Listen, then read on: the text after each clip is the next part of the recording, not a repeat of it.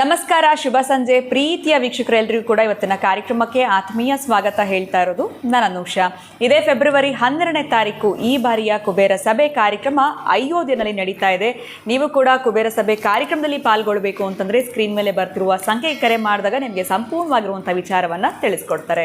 ಕಾರ್ಯಕ್ರಮದಲ್ಲಿ ನಮ್ಮ ಜೊತೆ ಇದ್ದಾರೆ ಸ್ಪಿರಿಚುವಲ್ ಗುರು, ಆಧ್ಯಾತ್ಮಿಕ ಚಿಂತಕರು ಡಾಕ್ಟರ್ ವಿಷ್ಣುದತ್ತ ಗುರುಜಿಯವರು. ಗುರುಗಳನ್ನ ಇವತ್ತಿನ ಕಾರ್ಯಕ್ರಮಕ್ಕೆ ಸ್ವಾಗತಿಸೋಣ. ನಮಸ್ತೆ ಗುರುಜಿ, ಕಾರ್ಯಕ್ರಮಕ್ಕೆ ಭಕ್ತಿಯ ಸ್ವಾಗತ. ಗುರುಗಳೇ, ಕೆಲವ್ರನ್ನ ನೋಡಿದಾಗ ಈ ಒಂದು ಎಕ್ಸ್ಪೀರಿಯನ್ಸ್ ನಮಗಾಗತ್ತೆ ಅಂತ ಹೇಳ್ಬೋದು. ಬಿಕಾಸ್ ಒಂದು ಕಡೆ ಸಾಕಷ್ಟು ಎಫರ್ಟ್ಸ್ ಹಾಕಿ ಮುಂದೆ ಬರೋರು ಒಂದು ಕಡೆ ಆದರೆ, ಇನ್ನು ಕೆಲವರು ಏನು ಎಫರ್ಟ್ಸೇ ಹಾಕೋದಿಲ್ಲ, ಅವ್ರು ನೋಡೋದಕ್ಕೆ ನಾರ್ಮಲ್ ಆಗಿರ್ತಾರೆ, ಬಟ್ ಚೆನ್ನಾಗಿ ಗ್ರೋ ಆಗ್ತಾ ಇರ್ತಾರೆ ಅಂತ ಹೇಳ್ಬೋದು. ಇದೆಲ್ಲ ಹೇಗೆ ಸಾಧ್ಯ? ಇವ್ರಿಗೇನಾದರೂ ಒಂದು ಎಕ್ಸ್ಟ್ರಾ ಹೂವು ಕೇಳ್ಕೊಂಡು ಬಂದಿದ್ದಾರೆ ದೇವರಿಂದ ಅಂತ ನಮ್ಗೆ ಅನಿಸ್ಬಿಡುತ್ತೆ ಸಾಕಷ್ಟು ಸರಿ ನೋಡಿದಾಗ. ಈ ಕಡೆ ಇನ್ನೂ ಒಂದು ಕ್ಯಾಟಗರಿಯವರು ಸಾಕಷ್ಟು ಎಫರ್ಟ್ ಆಗ್ತಿರ್ತಾರೆ, ಏನೇ ಮಾಡ್ತಿರ್ತಾರೆ, ಮುಂದೆ ಬರೋಕ್ಕಾಗ್ತಾ ಇರೋದಿಲ್ಲ. ಸೊ ಇವ್ರಿಗೆ ದೇವರ ಅನುಗ್ರಹ ಇರೋದಿಲ್ವಾ, ಅಥವಾ ಇವರಿಗೇನು ಎಕ್ಸ್ಟ್ರಾ ಒಂದು ಬೆನಿಫಿಟ್ ಸಿಕ್ಕಿರುತ್ತೆ ಲೈಫಲ್ಲಿ, ಅದನ್ನು ನಾವು ಕೂಡ ಎನ್ಕ್ಯಾಶ್ ಮಾಡ್ಕೋಬೇಕು ಅಂದರೆ ಏನು ಮಾಡಬೇಕಾಗತ್ತೆ ಗುರುಗಳೇ? ನಮಗೂ ಆ ಅನುಗ್ರಹ ಸಿಗಬೇಕು, ನಾವು ಹಾಕೋಂಥ ಎಫರ್ಟ್ಸ್ಗೆ ಪ್ರತಿಫಲ ಸಿಗಬೇಕು ಅಂತಂದರೆ ಏನು ಮಾಡಬೇಕು?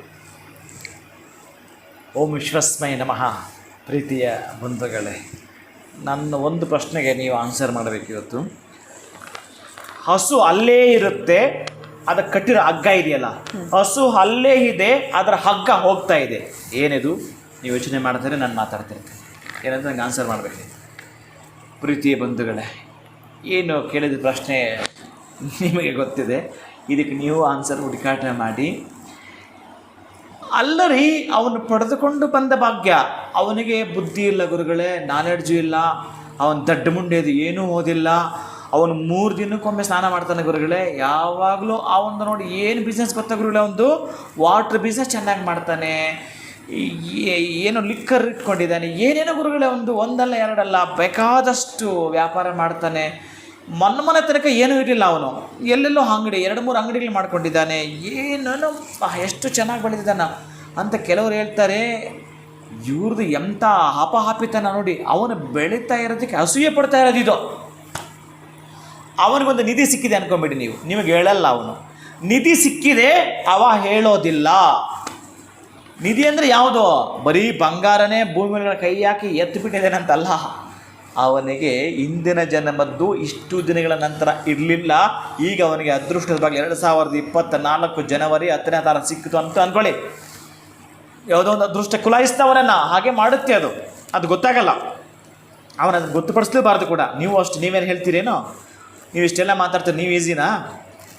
ಹಾಗೆಯೇ ಅವರವರ ಅದೃಷ್ಟಗಳು ಅವ್ರಿಗೆ ಹೋಗ್ತಾ ಇರುತ್ತೆ. ನೀವು ನಿಮ್ಮ ಅದೃಷ್ಟವನ್ನು ಬರಮಾಡಿಕೊಳ್ಬೇಕಾದ್ರೆ ಏನು ಮಾಡಬೇಕು ಗೊತ್ತಾ? ಇವತ್ತಿಂದ ನಿಮಗೆ 3 ದಿನ ಟೈಮ್ ಇರುತ್ತೆ. ಈ 3 ದಿನದ ಒಳಗಡೆ ಗುರುವಿನ ಅನುಗ್ರಹ, ಅದು ಹೇಳ್ತಾರಲ್ಲ, ಯೋಗಕಾರಕ, ಧನಕಾರಕ, ಪುತ್ರಕಾರಕ, ಕಲ್ಯಾಣಕಾರಕ, ಶುಭಕಾರಕ, ಏನೇನು ಕಾರಕ, ಎಲ್ಲದಕ್ಕೂ ಕಾರಕ. ಹಣ ಇದ್ದರೆ ಎಲ್ಲವೂ ಕಾರಕವೇ, ಹಣ ಇಲ್ಲ ಅಂದರೆ ಎಲ್ಲ ಮಾರಕವೇ ಅಲ್ವಾ? ಕಾರಕ ಬೇಕು ನಿಮಗೆ, ನೀವು ಮಾರ್ಕದ ಹಾಗಿದ್ದೀರಿ. ಹಾಗಿದ್ದರೆ ಏನು ಮಾಡಬೇಕು? ಇವತ್ತಿಂದ 3 ದಿನ ನಿಮಗೆ ಟೈಮ್ ಇರುತ್ತೆ ಅದನ್ನು ಪಡೆದುಕೊಳ್ಳೋದಕ್ಕೆ. ಒಂದು, ಸಿಹಿ ಕುಂಬಳಕಾಯಿಯನ್ನು ದಾನ ಮಾಡಬೇಕು. ಒಂದು ಅಂತಂದರೆ ನಾನು ಒಂದನೇದು, 1 ಕುಂಬಳಕಾಯಿ ಅಂತಲ್ಲ, 3 ಕುಂಬಳಕಾಯಿ ದಾನ ಮಾಡಬೇಕು. ನಂಬರ್ 1ನೇದು, ನೀವು ಕುಂಬಳಕಾಯಿಯನ್ನು ದಾನ ಮಾಡುವಂಥದ್ದು 3 ಸಿಹಿ ಕುಂಬಳಕಾಯಿಯನ್ನು ದಾನ ಮಾಡಿ ಬಂಗಾರ ದಾನ ಮಾಡಿದಷ್ಟು ಫಲ ಪಡ್ಕೊಳ್ತೀರಿ ನೀವು.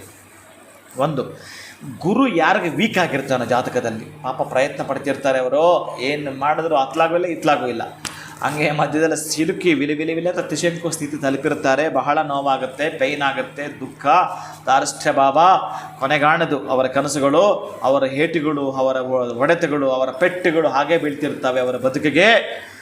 ಸಾಕಾಗಲ್ಲ ಅವರಿಗೆ, ಏನು ಸಾಕಾಗಲ್ಲ. ಅವರ ಬೇಡಿಕೆಗಳು ಇನ್ನೂ ಬೇಡ್ಕೊಳ್ತಾ ಇದ್ದಾರೆ. ಯಾರಾದರೂ ಹೇಳಿದ್ರೆ ಆ ಹರಕೆ ಮಾಡ್ತಾರೆ, ಇನ್ಯಾರಾದರೂ ಹೇಳಿದ್ರೆ ಅಲ್ಲಿ ಹೋಗಿ ಹರಕೆ ಕಟ್ತಾರೆ. ಇವೆಲ್ಲವೂ ಮಾಡ್ತಿರ್ತೀರಿ, ಅದನ್ನು ಮರೆತು ಬಿಟ್ಟು ಗೊರಕೆ ಮಾಡ್ತಿರ್ತೀರಿ. ನೀವು ಹರಕೆಗಳನ್ನ ತೀರಿಸೋದೇ ಇಲ್ಲ. ಇದು ಪ್ರಾರಬ್ಧ. ಅದಕ್ಕಾಗಿ ನೀವೇನು ಮಾಡ್ತೀರಾ ಅಂತಂದರೆ, ಗುರು ವೀಕ್ ಇದ್ದಾಗ ಒಂದಷ್ಟು ಮನಸ್ಸು ಮಾಡಿ ಕಾಷಾಯ ವಸ್ತ್ರವನ್ನು ದಾನ ಮಾಡಿ. ಯಾರಾದರೂ ಒಬ್ಬ ಗುರುಗಳಿಗೆ ಕಾಷಾಯ ವಸ್ತ್ರವನ್ನು, ಸುವರ್ಣ ದಾನವನ್ನು ಮಾಡಿ. 1 ಗ್ರಾಮ್ ಆದರೂ 2 ಗ್ರಾಮ್ ಆದರೂ ನಿಮ್ಮ ಶಕ್ತಿಯಾನುಸಾರ. ಇದು ನಿಮ್ಮ ಬಡತನ ಎತ್ತಿ ಪಕ್ಕಕ್ಕೆ ಒಗೆಯೋದು. ತಗೊಳ್ಳೋನು ಹಾಗೆ ಇರಬೇಕು, ತಗೊಳ್ತಕ್ಕಂಥನು ಕೂಡ ಹಾಗೆ ಇರಬೇಕು. ಅವನು ಯಾರೋ ಇರಬಾರ್ದು. ಅಷ್ಟು ಕರ್ಮಗಳವು ಬಂದು ಇದು ಬಿದ್ದೇ ಬೀಳುತ್ತವೆ. ಈ ಕರ್ಮಗಳು ಅಂದಾಗ ಮತ್ತೆ ನನಗೆ ಇಂದಷ್ಟು ಜಾಡ್ಯಪಾಹ ಹೋಗ್ತಾ ಇರುತ್ತೆ ನನಗೆ. ಈ ಮಠಾಧಿಪತಿ, ಅದು ನಾನು ಮಾತಾಡಬಾರ್ದು, ಆ ಮಠಾಧಿಪತಿಗಳಿಗೆ ನಾಯಿ ಬದುಕೆ ಅಂತ ಹೇಳ್ತಾನೆ. ಅದನ್ನು ದಿವಸ ಕೇಳಿದ್ರೆ ಮಾತಾಡ್ತೀನಿ.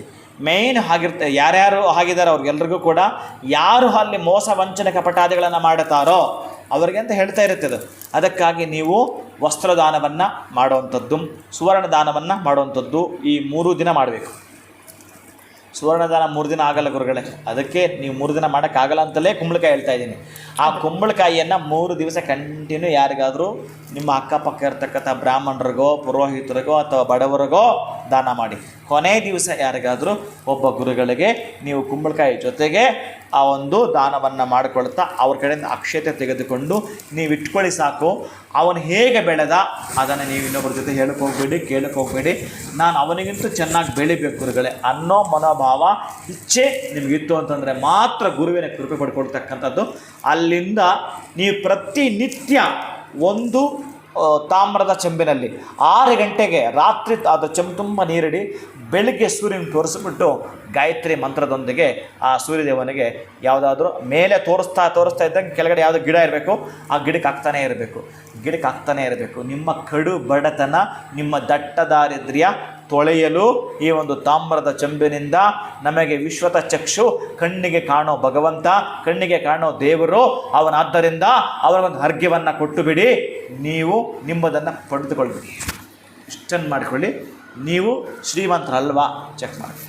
ಖಂಡಿತ ಗುರುಗಳೇ, ಹಾಕುವಂಥ ಒಂದು ಎಫರ್ಟ್ಸ್ಗೆ ಪ್ರತಿಫಲ ಅನ್ನೋಂಥದ್ದು ಸಿಗಬೇಕು ಅಂತಂದರೆ ಯಾವೊಂದು ರೆಮಿಡಿ ಫಾಲೋ ಮಾಡಬೇಕು ಅಂತ ತಿಳಿಸ್ಕೊಟ್ಟಿದ್ರ.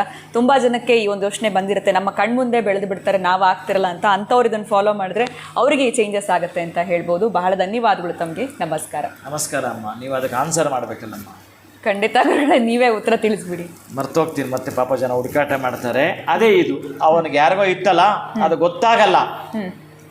ಅದಕ್ಕಾಗಿಯೇ ಬಹಳ ಪ್ರಮುಖವಾಗಿ ಒಂದು ಹಸು ಅಲ್ಲೇ ಇದೆ, ಅದರ ಹಗ್ಗ ಹೋಗ್ತಾ ಇದೆ ಅಂತಂದರೆ ಅದಕ್ಕೆ ನಾನು ಸೂಕ್ಷ್ಮವಾಗಿ ಇವತ್ತು ಇರ್ತಕ್ಕಂತಹದ್ರ ಕಡೆ ಮಾಹಿತಿ ಕೊಟ್ಟೆ.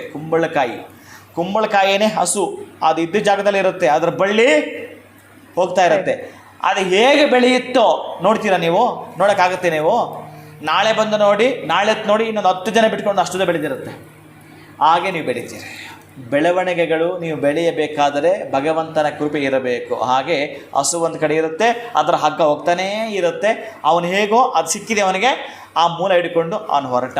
ನೀವು ಅಷ್ಟೇ ಹಾಗೆ ಹೋಗಲಿಕ್ಕೆ ಈ ತಯಾರಿಯನ್ನು ಮಾಡ್ಕೊಳ್ತೀವಿ. ಖಂಡಿತ ಗುರುಗಳೇ, ಬಹಳ ಧನ್ಯವಾದಗಳು ತಮಗೆ. ನಮಸ್ಕಾರ. ಹರೇ ಶ್ರೀನಿವಾಸ.